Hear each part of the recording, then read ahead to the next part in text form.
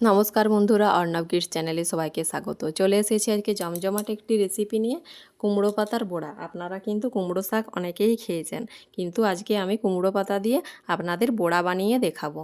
তাই স্কিপ না করে পুরো ভিডিওটা কিন্তু দেখতে থাকুন আমি কিভাবে বানাই এই কুমড়ো পাতার বড়া। তার জন্য এখানে আমি নিয়ে নিচ্ছি কুমড়ো পাতা।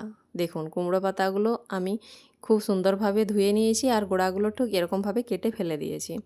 এরপর আমি আগে থাকতেই মুসুর ডাল আর গোবিন্দভোগ চাল ভিজিয়ে রেখেছিলাম। আপনারা চাইলে যে কোনো আতপ চাল এখানে ব্যবহার করতে পারেন। এরপর এখানে দিয়ে দেবো একটা মিক্সির জারে, এটি নিয়ে একটু শুকনো মতো আমি পেস্ট বানিয়ে নেব।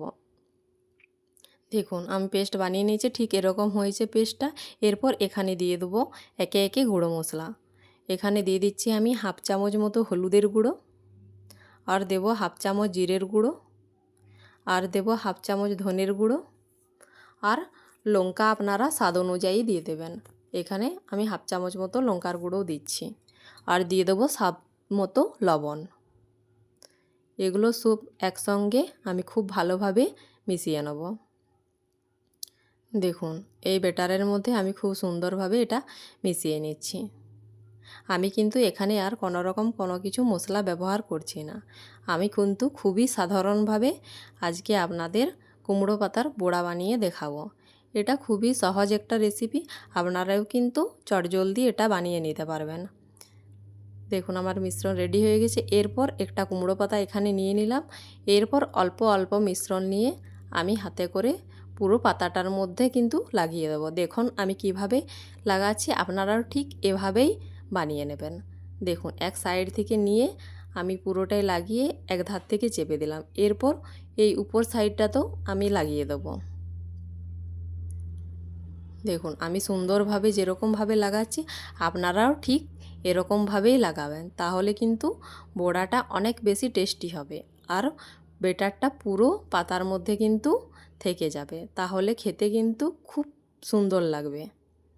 দেখুন, ঠিক এরকমভাবে আমি মুড়ে একটা বড়া কিন্তু রেডি হয়ে গেল। আপনারাও এরকমভাবে পাতলা পাতলাভাবে পাতার গায়ে লাগিয়ে দেবেন। দেখুন, এরপর আমি সবগুলোই এরকমভাবে ঠিক একই রকমভাবে ফোল্ড করে করে বানিয়ে নেব।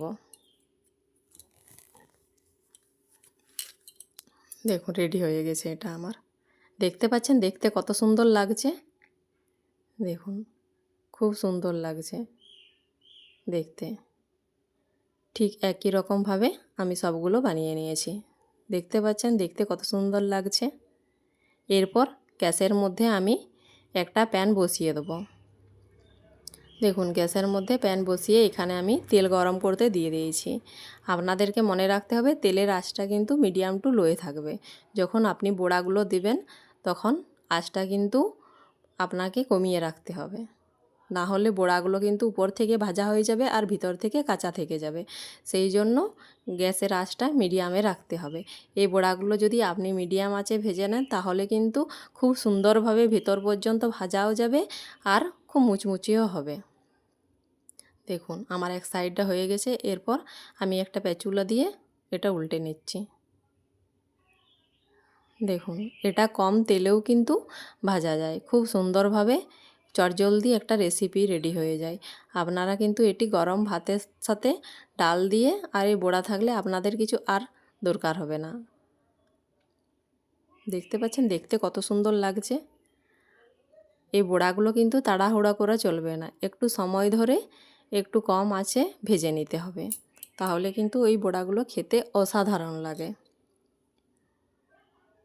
দেখুন, আমি উল্টে পাল্টে নেড়ে চেড়ে খুব সুন্দরভাবে বড়াগুলো ভেজে নিচ্ছি। দেখতে পাচ্ছেন বড়াগুলো দেখতে কত সুন্দর হয়েছে। আমার এই বড়াগুলো রেডি হয়ে গেল।